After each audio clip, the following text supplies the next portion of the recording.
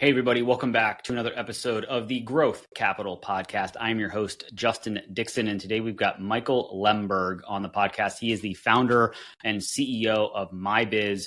mybizz is an AI native platform that allows its customers to connect all of their business applications that they use, from finance to CRMs to social channels, et cetera. And then you can essentially talk to your data and ask your data questions, why certain sales are going up or down. Essentially, it's a very interesting way to not just get dashboards, but to get insights from all of your dashboards that connect all of your data in a secure way that leverages large language models with all the privacy needed to not have your data train that model. So really interesting episode. We talk a lot about his startup journey. They've only been in existence for about a year. It's him and two co-founders that started a business a year ago. They recently closed a friends and family round of funding. So we talk a little bit about what the kind of nuances are of raising money from your friends versus from a more institutional investment shop like a venture capital firm or a private equity group. And we talk a little bit about kind of what he's seeing in kind of the next 12 to 24 months when it comes to AI more broadly. So really interesting episode. I think you'll get a lot out of it. So let's get Mikael on the pod. Interested in hearing conversations with private equity leaders, CEOs of private equity-backed companies, and startup entrepreneurs where they share their stories about their career journeys, starting, investing in, and scaling successful businesses, and the important role that having the right talent plays in building a successful business, then you are in the right place. Welcome back to another episode of the Growth Capital Podcast. Here's your host, Justin Dixon.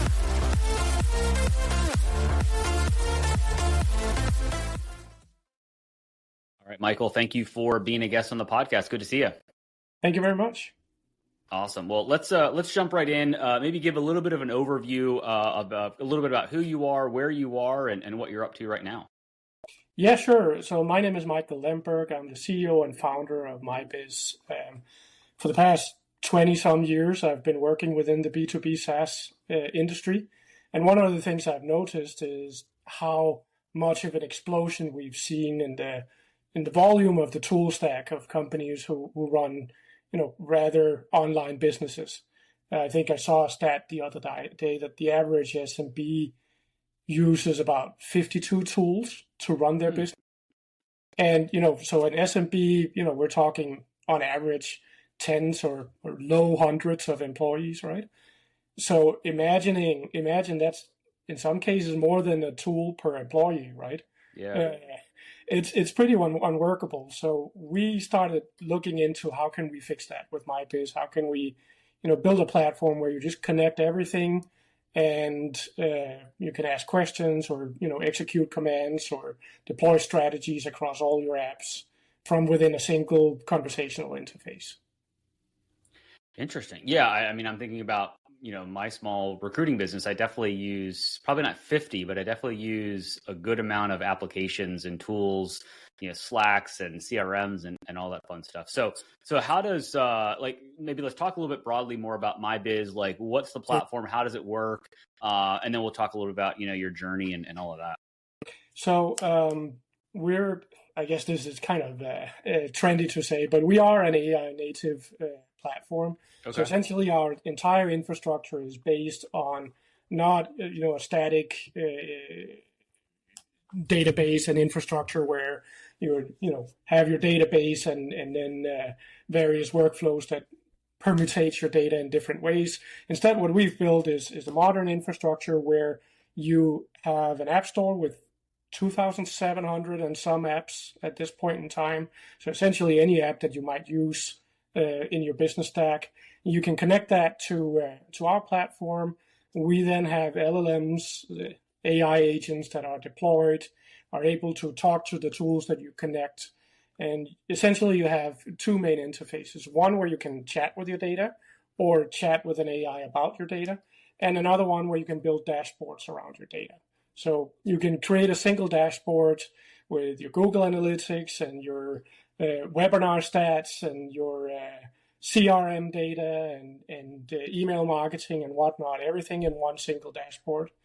And then you have the other one where when you're in exploratory mode and you want to learn something that your dashboards aren't telling you, or you want to know why they're telling you what they do, you can dive into it, ask questions, explore either in collaboration with your colleagues or individually directly in conversation with an AI.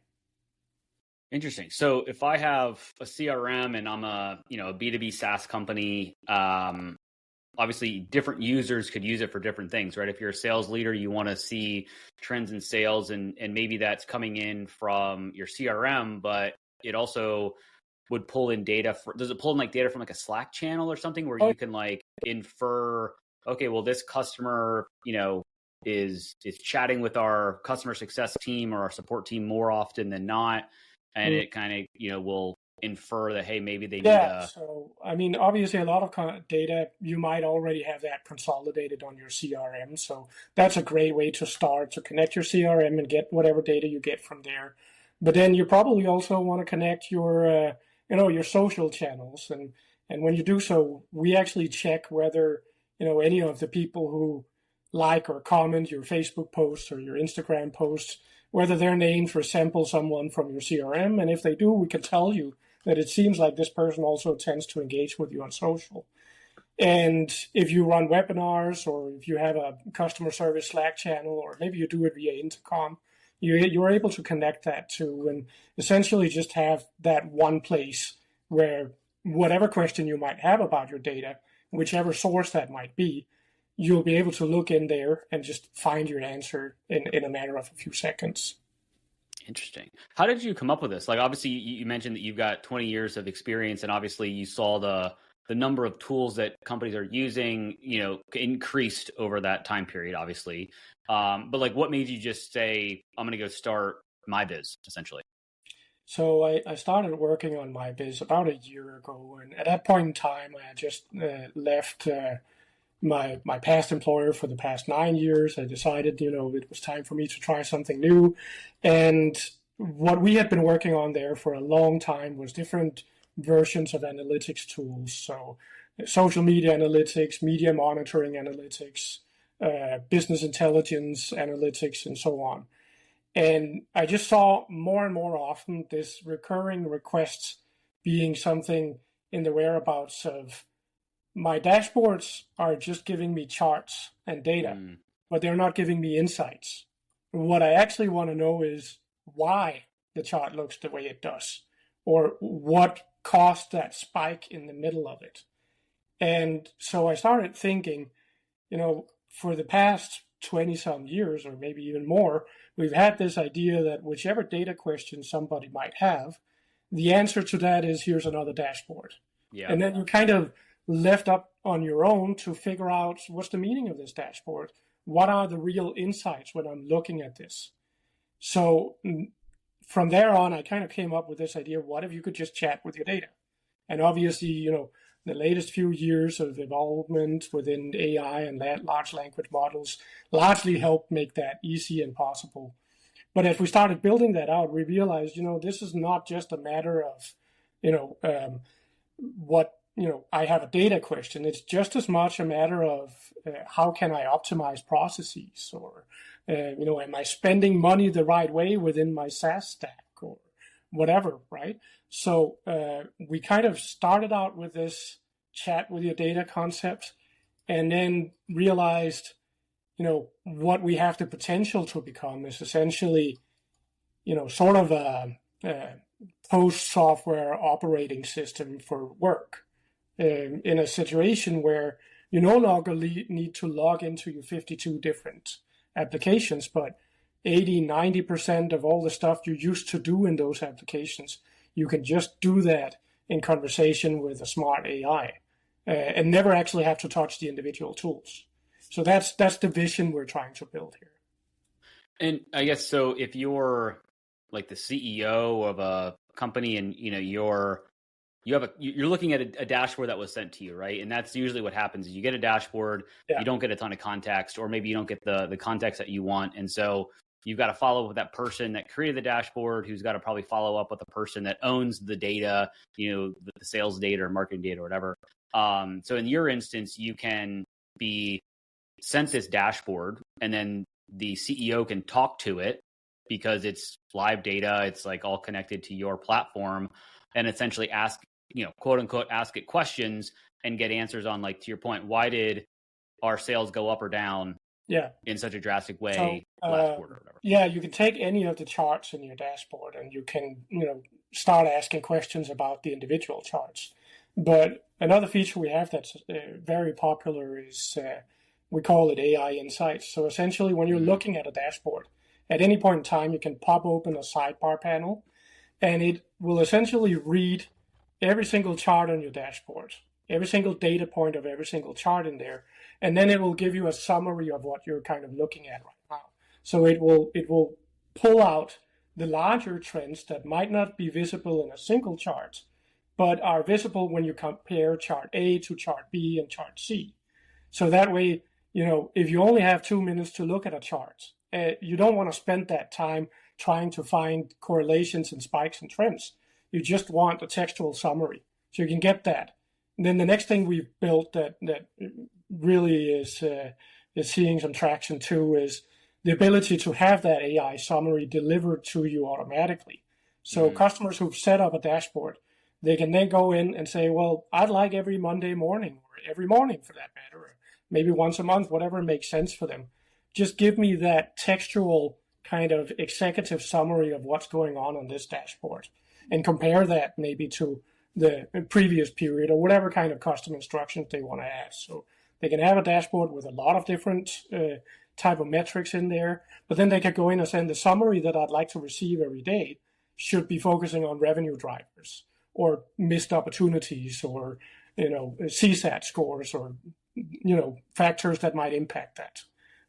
So it generates this kind of scenario where people get what they actually need from the dashboards instantly. And if they want to spend more time diving into it, they can, but they don't have to. It's kind of like you're giving them the too long didn't read, right? The TLDR. Yeah. And if they want to then go peel back the onion a little bit, then they can do so. Or they can just say, cool, nothing earth-shattering happened yesterday, right? Or last week, depending on the cadence of your kind of automated email summary. But if there is something that's like, hey, you may want to dig into this, they can then go spend time and dig in and then, kind of really, really go deep in that. That's interesting because I feel like you can automate like reports from, your accounting software and your CRM, but then you have to compile them together or have somebody compile them together to look at and pull out any insights from the combined data, right? So that's kind of another pet peeve we have that we're trying to address with the way we build our software is I feel like way too many analytics and intelligence tools, they're not built for the end user. The end user often being, maybe an executive or a team lead or, an owner of a certain part of a strategy or something like that.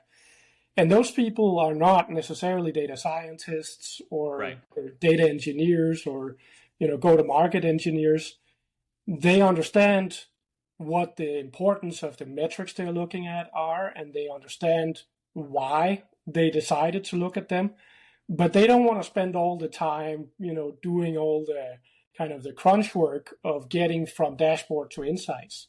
They just know if I have a dashboard that's compiled by these different chart instances and we look at trends in certain ways, I get the data and the insights I need. So when you build a dashboard in mybizz, you don't go through, MySQL or custom setups, sorting and filtering metrics and time spans and whatnot. You write a simple prompt. You just write, give me a chart that focuses on marketing drivers across our online sales channels. And then the tool goes in and finds out, okay, what apps have you connected where we might be able to find that kind of data? And what kind of chart should that be displayed in? And then it creates it on its own.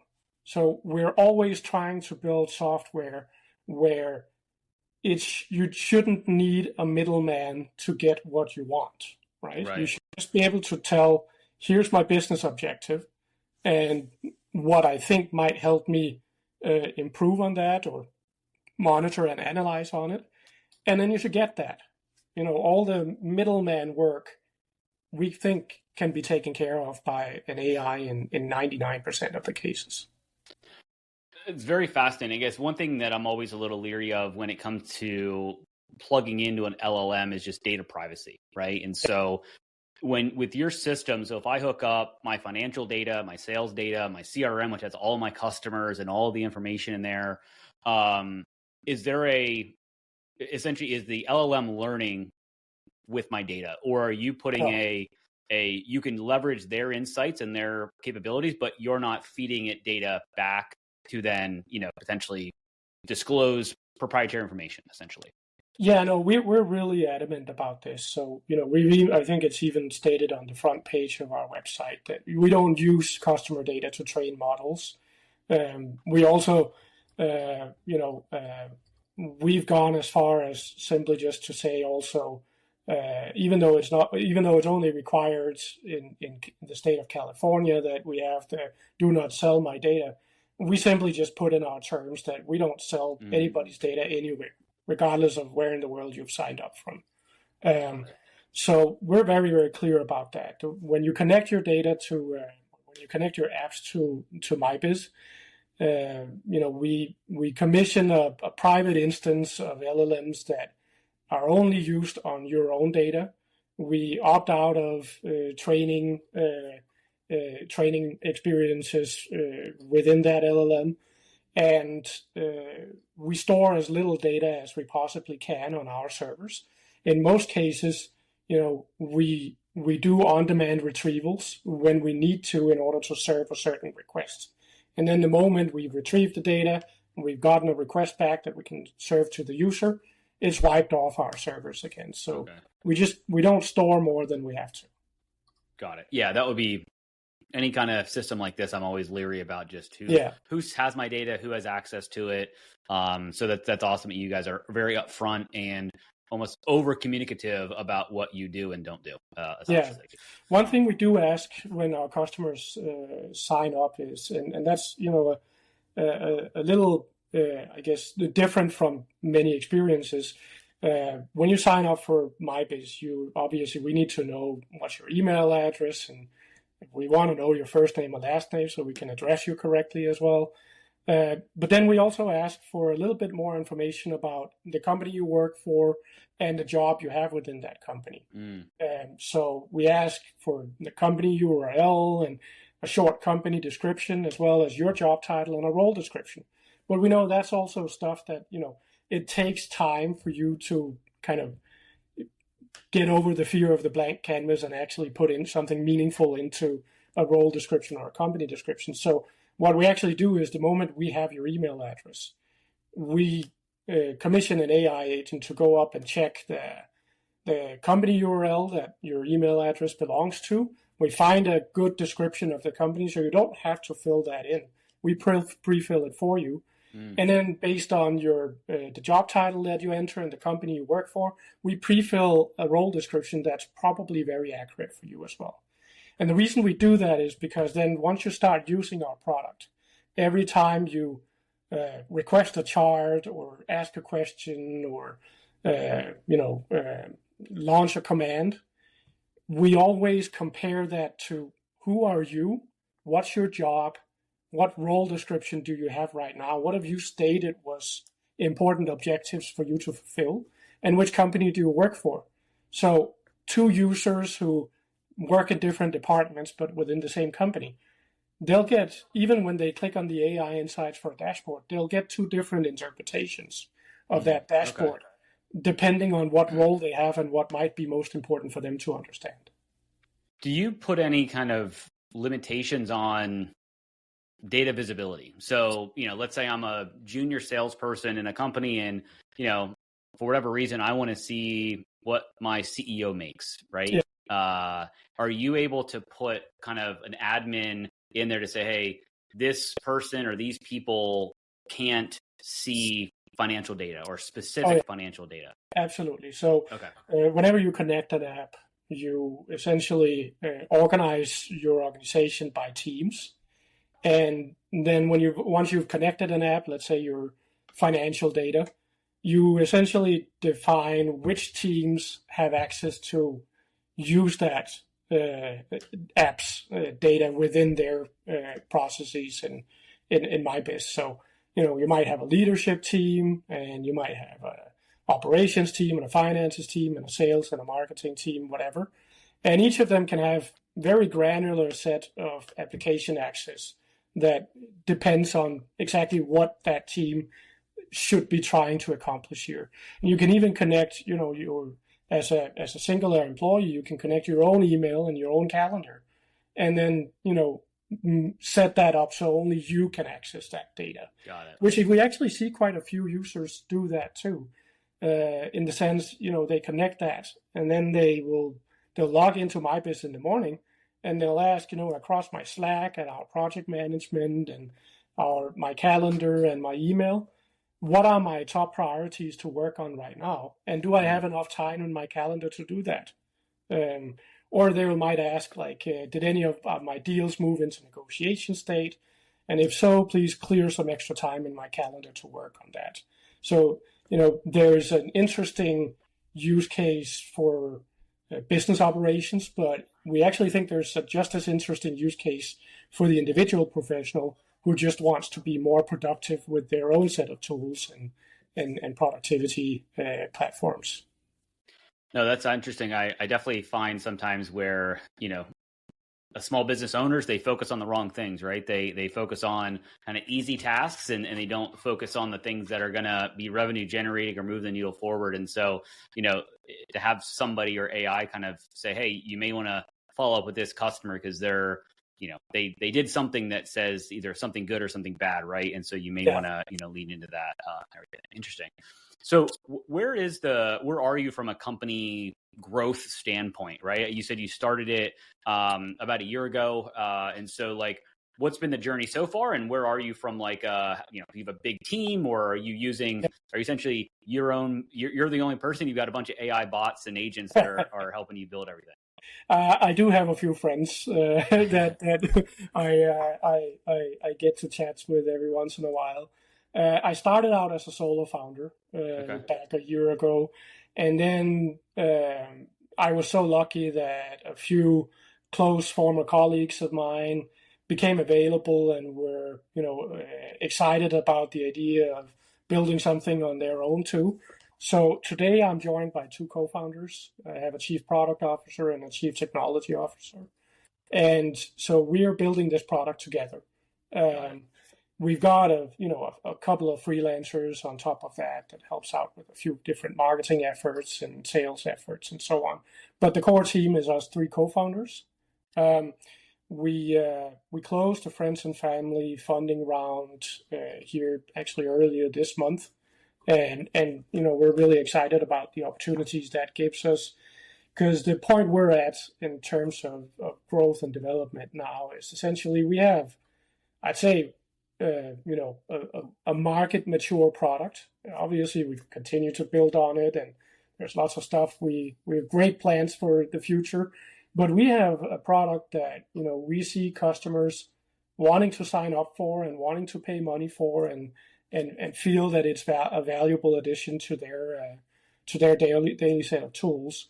So we're really excited about what this recent capital injection will allow us in terms of just ramping up distribution and getting in front of a lot more eyeballs and telling our story. Yeah. And what is your current kind of marketing strategy? Is it really kind of a product-led growth where you're just, pumping money in to get, the message out there in front of the right eyeballs, and then it's a lower cost model where you can just sign up. You don't need to talk to a salesperson or do a full demo.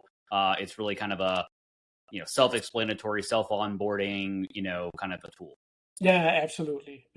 We, having worked for a couple of decades in software as a service, I've come to harbor a passionate hate for software tools that require talking to a salesperson and getting a demo before you can get started. Obviously, if somebody feels like they're more comfortable talking to a human before getting started, they can. But anyone who navigates to our website can sign up for a free trial on their own. They'll get 2 weeks of free access. They don't have to connect a credit card in advance. So, if they don't like it within those 2 weeks, they can just forget about us and nothing will ever come from that. if they do like it, they can upgrade to a paid plan at any point in time. And we're really, really focused on just, kind of doing, I call it good guy marketing. So, we try to be very honest and transparent in what we do. You can get an annual discount if you want, but the prices that we feature on our website are monthly. So, you don't have that experience of going to the pricing page and seeing one price and feeling, oh, that's okay. And then once you start signing up, you realize, well, that's only if you give us 12 months of license fee up front. So you see the prices you see, that's what we charge. If you want an annual discount, you can sign up for that.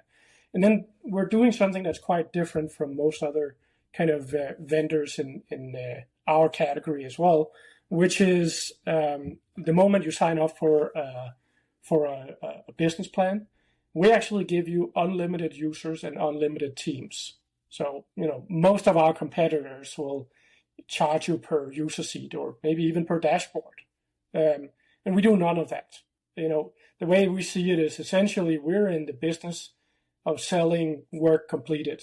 Every time you interact with our AI, you are asking for a little piece of work to be completed.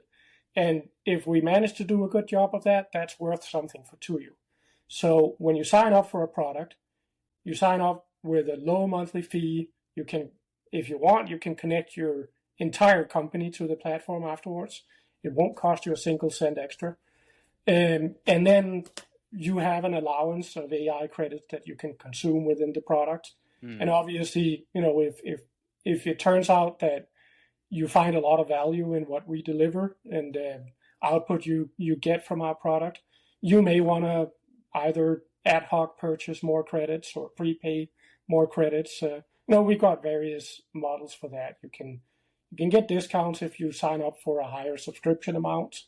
But if you like the flexibility, you can also just buy when you need or activate automatic replenishment. Yeah. What are some interesting, I guess, insights? Because obviously you would think that your customer base would be a similar genre of company, SaaS, tech focused kind of things. But are you seeing, and I know you've only been around for a year and everything, but are you seeing anything that's interesting that maybe that you didn't think of from a user base or a use case, like anything that's kind of like caught you a little off guard is like, oh, wow, I didn't realize we would get a lot of landscaping companies to use our platform or something, kind of interesting like that. Yeah. We definitely see a widespread use of our product within certain sectors that were probably pretty predictive for us. Generally just business that is digitally savvy, uses a bunch of different tools, and especially if those tools that they use are, not bespoke and something custom built in their own basement.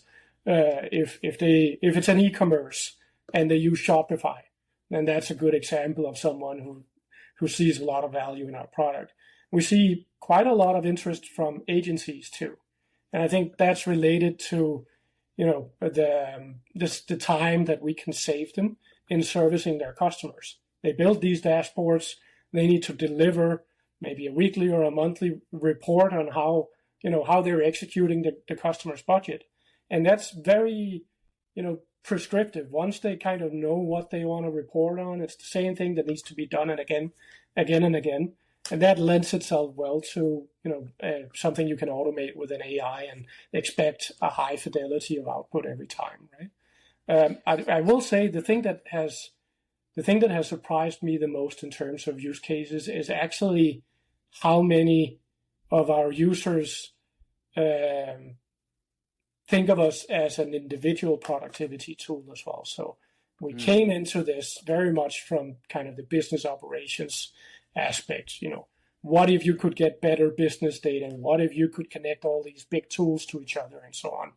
But I think, a lot of people wish they had their own personal executive assistant. They can just, help them manage their calendar, help them manage their inbox, help them manage their project tool, help them, log journal entries or whatever they need to, be as productive as possible. And that took me a little by surprise, how much we're seeing an adoption within that type of use cases.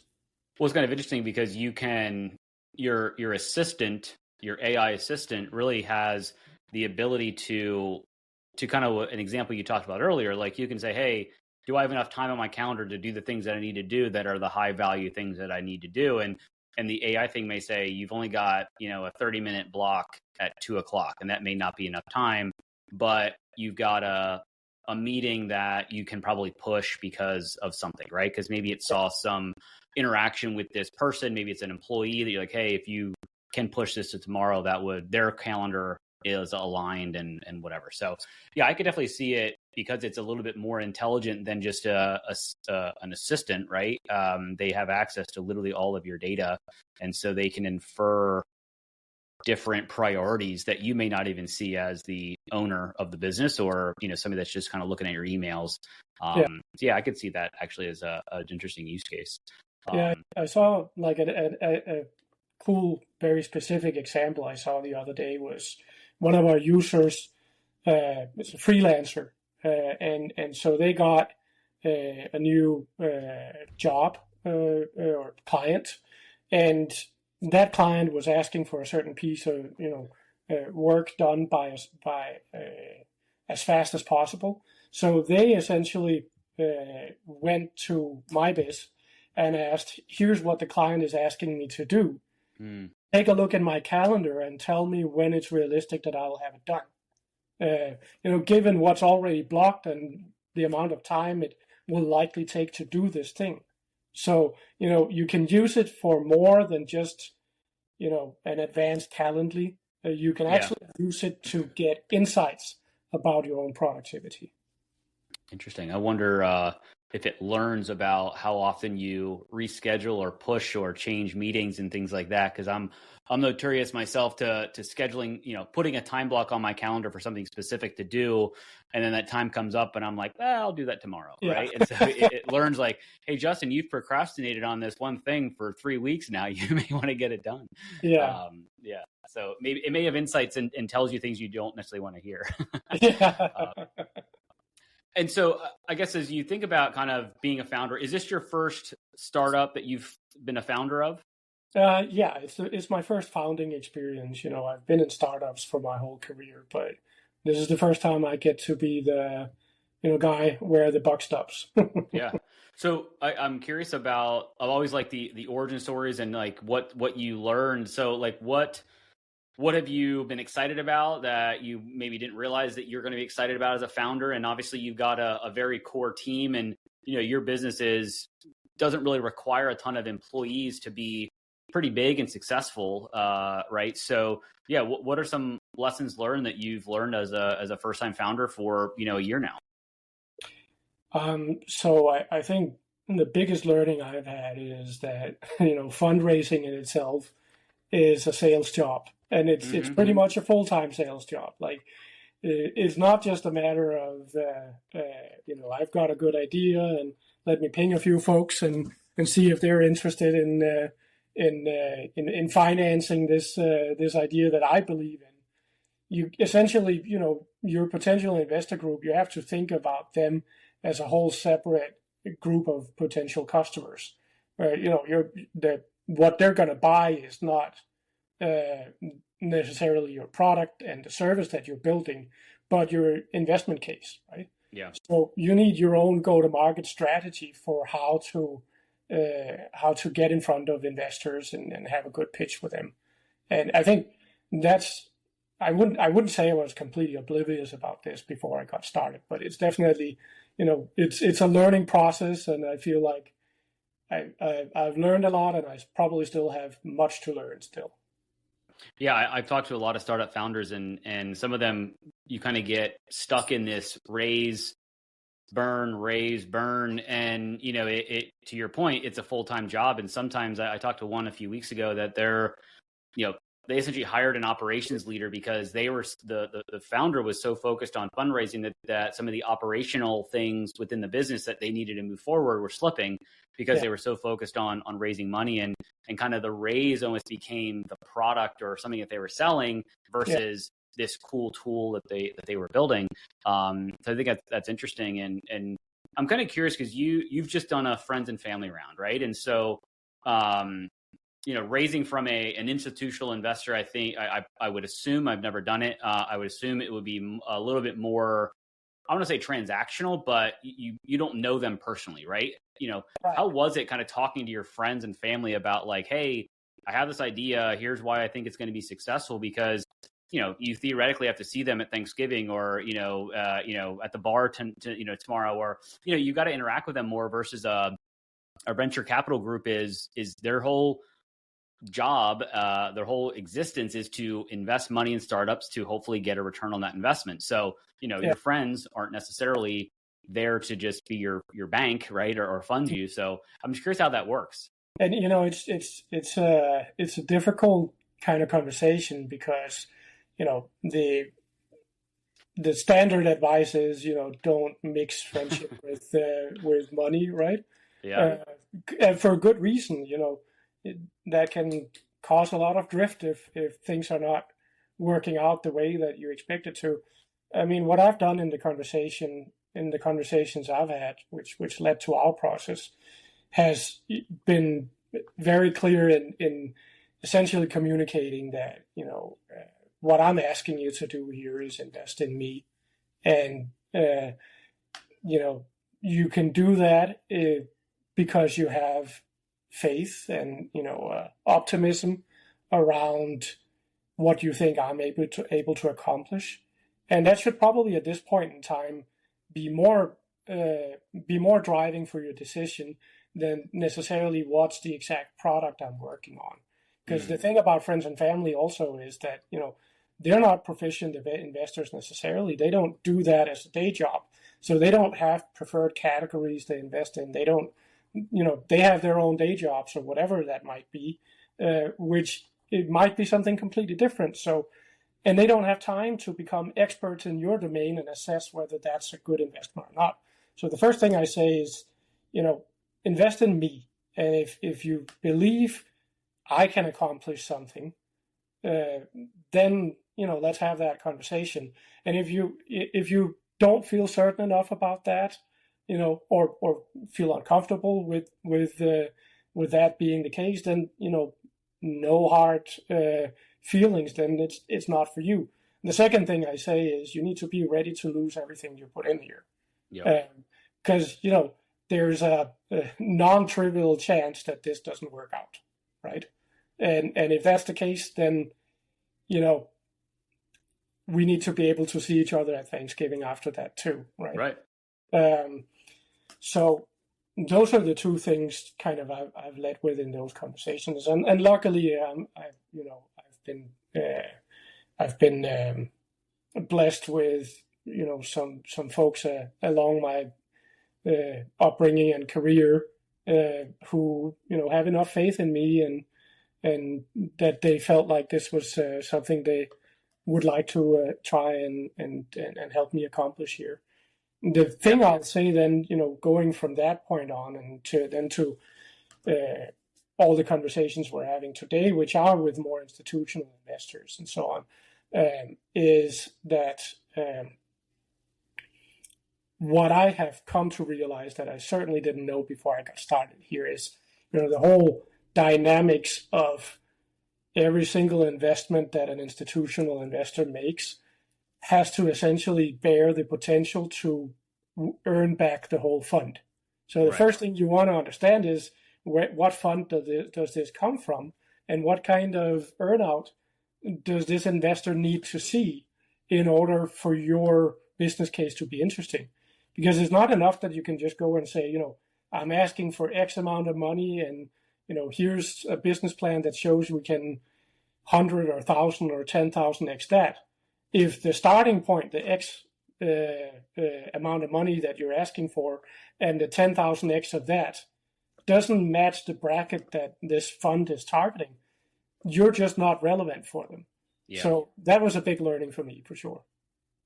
Yeah, it is interesting because to your point, if they invest in 10 startups, 8 are going to fail, 1's going to be good, and 1's going to be amazing, right? And so they're betting on that one to essentially balance the fund and hit their hurdle. So yeah, that's definitely something to consider for sure as you're raising money.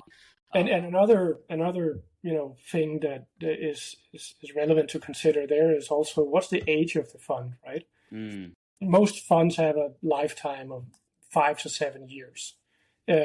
So if you're talking to someone who's managing a rather new fund and it's got, let's say, 6 or 7 years left, the business case they might be looking at is how can you go from where you are right now to potentially an IPO in 5 to 7 years, right?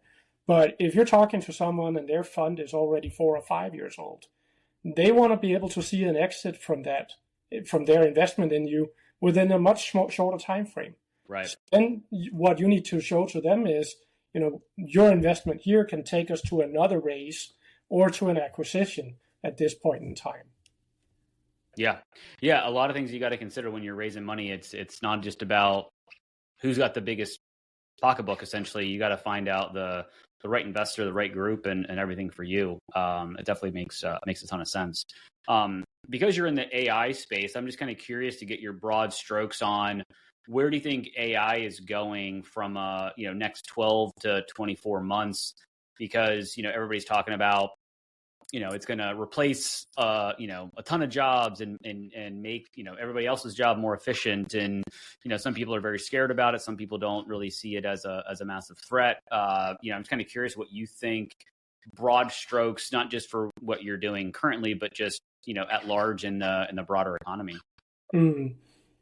I think the job market dynamics that we've seen in the past 6 to 12 months with big tech, leading a lot of large layoff rounds. Some of them are being quite transparent about the reasoning for this, and others not. But in general, what I see here is that to a certain extent, the replacement of certain job functions with AI is already happening. Mm-hmm. In some cases, the companies are, they're making the bet up front. So they're essentially saying, let's get rid of the people first and then figure out how to apply AI to it. And because we don't have the people anymore, we have to figure out the AI solution and then it will happen.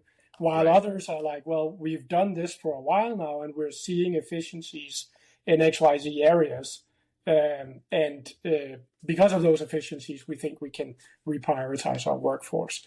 So, the basic question as to will AI replace certain roles, I think that's already happening. I'm torn about that because, I have close friends and former colleagues who, have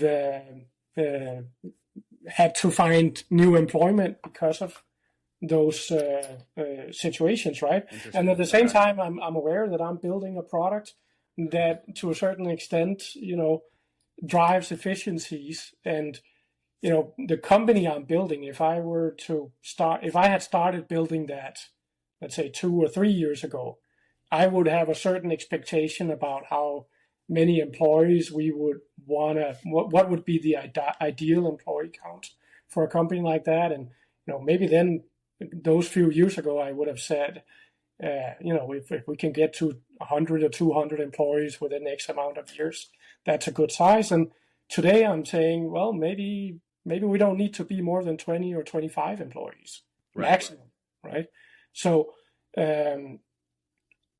it's challenging for sure for anyone who is, still influenced by these job market dynamics. But what I think this does is also create a lot of opportunity to, maybe take charge of your own destiny and, try figure out if I were to build a company, then what kind of company would I want to build? Using, either using various vibe coding solutions to get to your first prototype and then get some help from more experienced engineers to take that prototype to something that's market ready. Use mybizz maybe to try to do the vibe operations side of your business. Right. And so that gets you to a point now where if you've got a good idea and you've got time to test that idea, you don't necessarily need a whole team of engineers and a whole team of operators to get to a point where you can validate the idea. Maybe you can actually do that by yourself. And then if you're able to validate that idea, then think about what are the supporting resources I need around myself to build a real company on this use case. Yeah, I mean, you can definitely get a lot farther today down I have an idea, let me test the theory, than you could in ever, frankly, right? Like you can vibe code, somebody like me that's not technical, I could probably create something half usable that I could then take to somebody that's smarter technically and say, yeah, cool, this works, but you need to do this. And, it's, before I would just have, me personally or other people just have ideas that you have, and then you've got to go talk to somebody and that's technical and can start, building you an app or whatever the case is. So yeah, you can definitely test your hypothesis way easier now than you pretty much ever could, frankly, which is great. I guess more specifically towards MyBizz, if we jumped on a podcast 12 months from now, that would be 2 years that you'll be in business. Like what are you, or what are maybe one or two things that you would like to accomplish in the next 12 months that, you'd be excited to talk about on that podcast? So I would hope if you and I talk, a year from now, I would hope that we're in a place where we have our core business product and MyBizz for business operators that we've been talking about today. I think at that point in time, we'll probably also have launched a more consumer targeted application that helps individuals and professionals optimize their own personal productivity. And then I hope that, we would have in the thousands of users of that at that point in time. I think, something that's incredibly interesting within the space that we're working within is if we've got this platform where the people and the entities who connect to our platform can gather every single app they use, that creates a really interesting foundation for, let's say, maybe expanding into becoming an ecosystem where people can build AI agents and AI workflows on top of that. Ideally, I would see us get to a point where, it's not just we're a company, we've built a product, here's, 20 different agents you can deploy. But why not try and create an ecosystem where anyone can go in and say, well, what if I connected app number 1734 with app number 8432, and then I did this AI reasoning in between, and then they launch that, and maybe they can make some money on that by marketing that in an agent marketplace. So I think that's kind of the direction we want to go. I think the other thing we would probably see within maybe not 1 year, but maybe 2 to 3 years is overall active usage, logged in active usage of most SaaS platforms will drastically decrease. And on the other hand, we'll see a drastic increase of how these different tools are being activated and used through means of API and LLMs and so on. I firmly believe that, a lot of these different tools actually don't even need to have their own UI. All they need is a good way to communicate with a foundational level, a foundational layer, where a large language model can communicate back and forth between whatever it needs in order to execute something. So that's kind of the shift that I think we're going to see over the next few years, and what we're trying to build solutions for. Yeah, that's interesting. I think the two things you mentioned there is having kind of almost like an agent marketplace where I could, essentially do something specific to my business or create a workflow or an agent specific to what I'm doing, but then be able to white label that or share that in an agent marketplace that you create amongst your users and say, hey, here's what I've done. Here's why I think it works for me. If you have a similar use case, you can, use it, and it's, $5 a month or whatever, whatever it is. And so you can then almost create an agent marketplace for somebody to create one for their business and then sell it to other people. That's interesting. And the other point about having, more of all of your SaaS platforms are essentially not consumer facing. They're more business facing, and then they don't have to have this UI. And so then they just communicate to a master platform that, talks to the data like your platform, which I think I hadn't really thought about, because it seems like every day there's a new something that's being developed, vibe coded and sold to people, and it's good, or maybe it's not, I don't know, but yeah, there's a lot of changes going on, and that's why I'm asking most of the guests that are kind of plugged into the AI world kind of what their thoughts are, because we don't know, and we won't know until it happens, and everybody has their own opinions, and we'll have to see how it all shakes out. But Michael, it's been awesome to learn about you and your business, mybizz, and I want to wrap this up with a 3-pack of questions that I ask every guest. So first question is, what's a book or podcast that you found helpful or inspirational that you would want to share with the audience? You're catching me on the spot here. I am actually not much of a podcast listener myself. I prefer the written formats. Okay. An all-time favorite, I guess an all-time favorite of mine that I revisit every couple of years is Walter Isaacson's biography on Steve Jobs. Okay. So that one, I feel like, he was a complex person, and, he's obviously celebrated for his foresight in technology and so on. But I feel that book, it gives some really interesting insights also into what was there,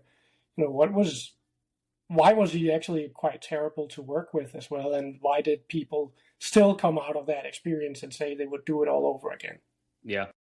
No, I it's a great book, great recommendation. Second question here: what's your favorite thing to do outside of work? I cook. I love to cook. And so you might be able to hear in my accent, I'm not originally from Austin, Texas. Right. I'm Danish, and every once in a while, I miss the cooking from my home country. Okay. And I was blessed with a mother who was a fabulous cook. So she taught me a bunch of tricks, and that's my best way of relaxing, cooking a really nice meal. Very cool. Any particular favorites that we may or may not know about as non-Danish people? So a local Danish specialty is pig's hearts in red wine sauce. Okay. So, not everybody is a fan of intestines, but but if you do like it, I will say it's the most tender muscle in the whole body of any animal, and that means you can let it simmer for a very long time.